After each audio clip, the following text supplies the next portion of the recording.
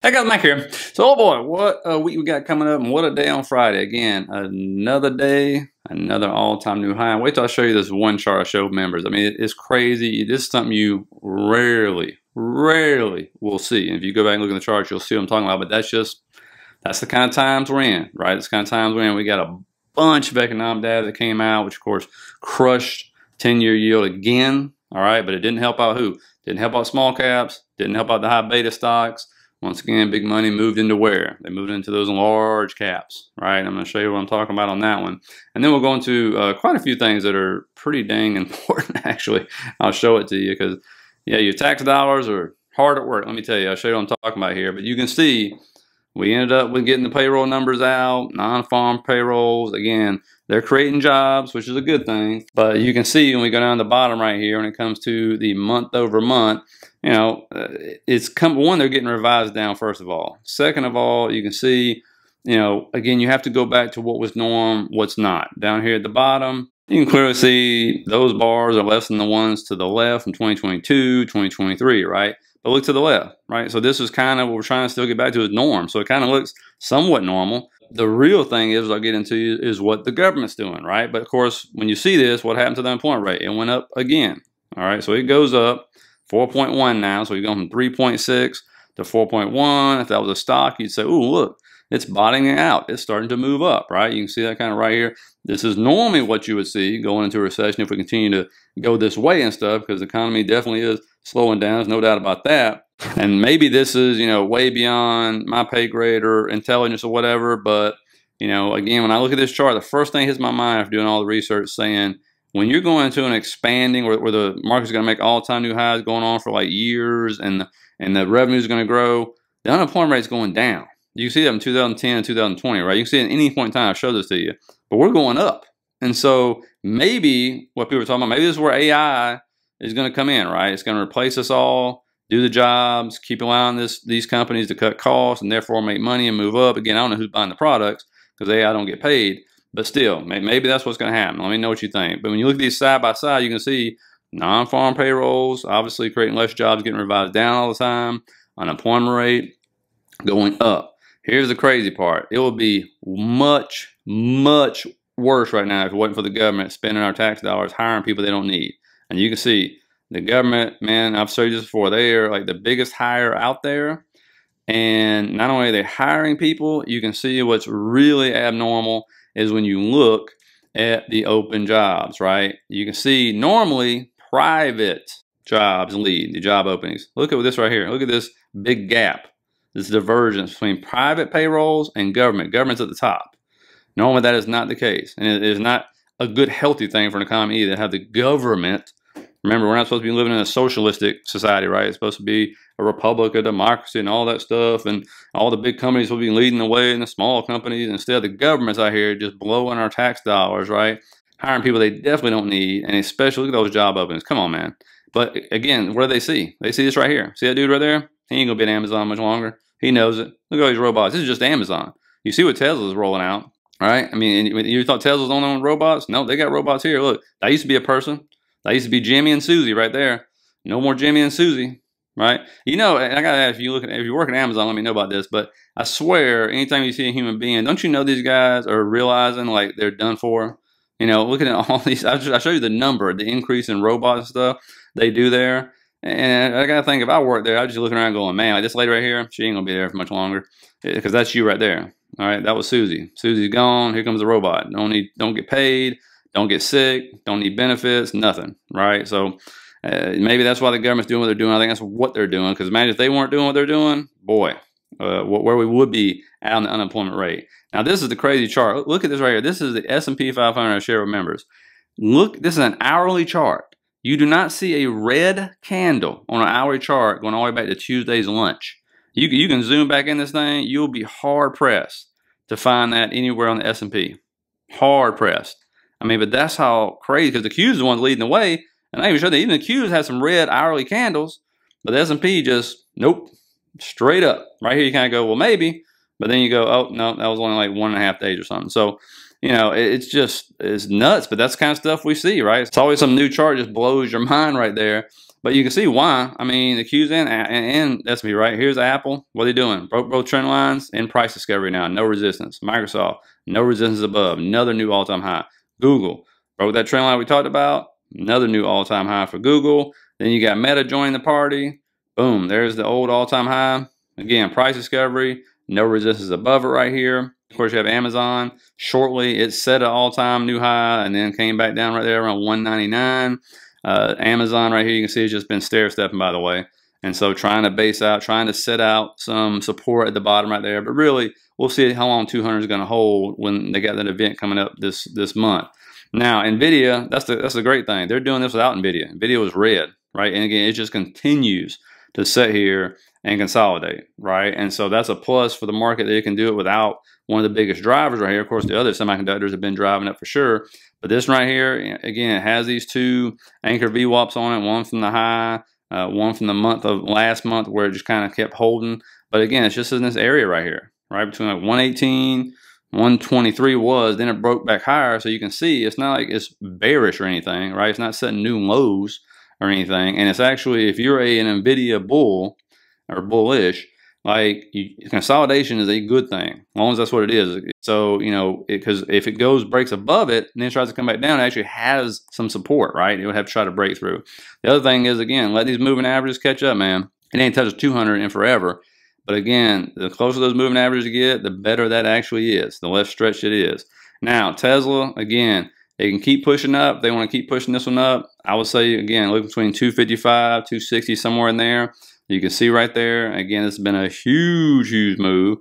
And like I said before, those volume gaps, those come into play if it decides to start coming back down hard. But in the past, it usually hasn't done that. And so now when it was on like a really bullish move up, especially after breaking that trend line, which we talked about, it didn't retest the trend line yet. It hadn't retested pretty much the 200 moving average either, which I was kind of surprised about.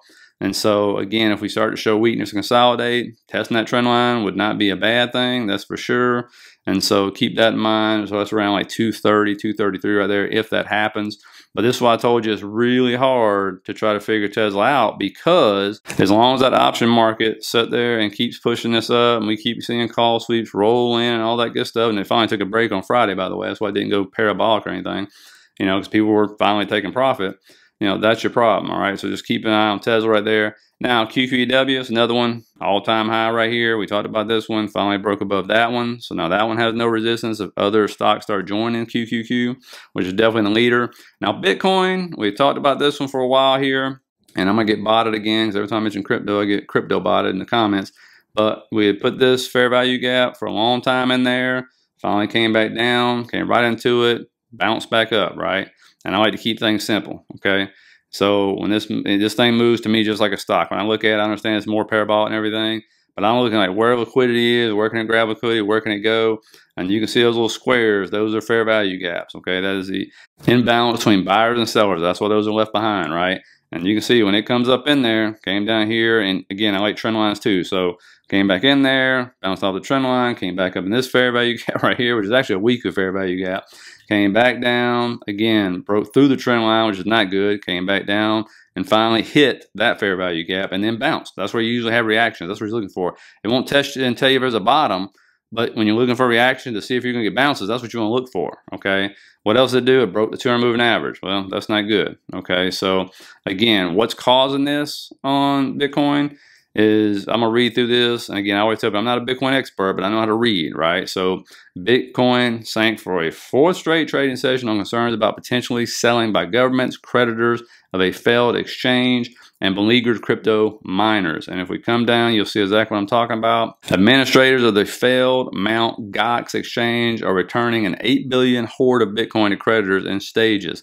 Uncertainty about how much of that will eventually get sold has weighted on markets. A Mt. Gox linked wallet moved 2.7 billion worth of the token on Friday, according to whoever that is.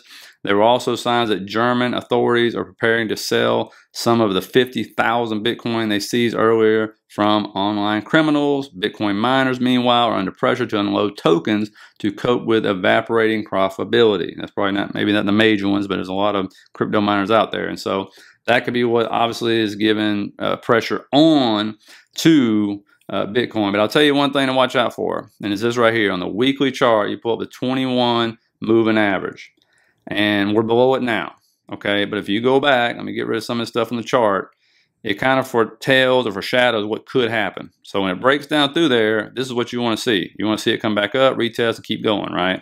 But if it comes up and fails, right, it's kind of telling you, oh crap, this thing might be heading even lower. All right, and you kind of see it on each cycle. It just came down, failed, failed, failed, failed, boom, there we go, right? And so then we start to move back up, failed, and then we finally started to come back. I think we would, right here during 2020, we would have been going back up, but obviously 2020 happened. I think if you take that part out, you'd be good to go. So when you look at this, that's what you're looking for. It's below the 21 moving average on the weekly. You want to see it come up and retest. Like right here, it broke through, retested, and kept going, and then finally it was over, right? When it came back down and failed. And so you can see right here, we're going to move up, and see that didn't fail right there? It kept moving up, right? It retested at some point in time, bounced back up, and now it's below it, all right? And so we want to see if this comes back up and starts to fail or not. If it fails and starts going back down, you kind of go, uh-oh, this is not good. All right, you can clearly see that on the other cycles. But if it can break back above it, retest for support, and keep going, then we're good to go. So just kind of keep that in mind, keep this picture in your head right here. And lastly, Palantir here, what you want to see here, I'm going to show you Datadog to show you what you want to see. But this one broke above right here, this trend line we talked about. And again, when you look at the levels, it's pretty easy, right? I mean, 27 right there. If it moves above that, 28. 95, and then if you get above that right there, we kind of zoom in over here, you know, 29, 16, somewhere in that area. But what you really want to see with this one is what you saw with Datadog. You want to see it come up. We talked about this one breaking out above that trend line, retest it, and then go, right? And the good old retest and go.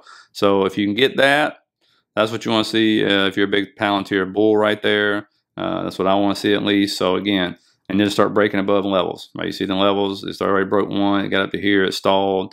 Again, the next one up, this one's gonna be like 139 if it keeps going. Now, earnings, first 3 days, nothing to worry about. Finally get Thursday, you'll get Delta and PepsiCo, but the big one's Friday. Here's bank earnings. They're gonna let us know what's going on, which is a good thing. But when you look every week going forward for the next 4 weeks, look at this right here. Woo, boy. Yeah, we're going to get some big, I mean, many reports. So volatility is fixing to really ramp up for a lot of stocks, all right? A lot of stocks. And so we're going to get to see what's happening. I don't think Microsoft, I don't even think Apple has actually confirmed their earnings date, which I'll have to add to this. So I don't think they've confirmed yet. And when it comes to economic data next week coming up, or Monday and Tuesday, Monday you got nothing. Tuesday you're going to have Fed Chair Powell speaking. And then Wednesday, you're going to end up with Fed Chair Powell testifying. Woohoo! Right? And then crude oil inventories at 10:30. And then a lot of FOMC members. Right? And then on Thursday, when we come back, you're going to end up with core CPI month over month, CPI month over month, CPI year over year, unemployment claims. And then you'll end up with a 30-year bond auction on Thursday. And then Friday, core PPI. And then PPI month over month. And then the consumer sentiment fun stuff that we love to look at. And so we'll see what happens on that one. So earnings, I mean, that's what all this always relies on, right? If we have good earnings, the market keeps going up. If it just looks horrific, you know, but you got to look at it and think, is Microsoft and Apple and Meta and, you know, even Tesla, whenever they report, and NVIDIA, are they going to report bad earnings? Because we keep thinking that's going to happen. They just really don't. And they may have a dip down or something, but then it just gets bought back up, right? Because they keep buying it back up and pushing and pushing and pushing, right? So, and if you want to look outside, what stocks are doing really well, just pull up the QQEW and look at the list of stocks. And you can pull them up on your charts and see what's going on. Because obviously, if it's at all-time new highs, it's an equal weight ETF, there are other stocks underneath that that are being pushed up as well. So kind of keep that in mind. And you'll probably be surprised what's on that list. So anyway, hope you guys got something out of it. Hit that like and subscribe button on your way out. If you want to sign up for the Discord, the morning news brief, all that fun stuff I provide, feel free to hit the link down in the bottom of the description. Less than a McDonald's combo still. So anyway, have a good one, guys, and I'll see you tomorrow.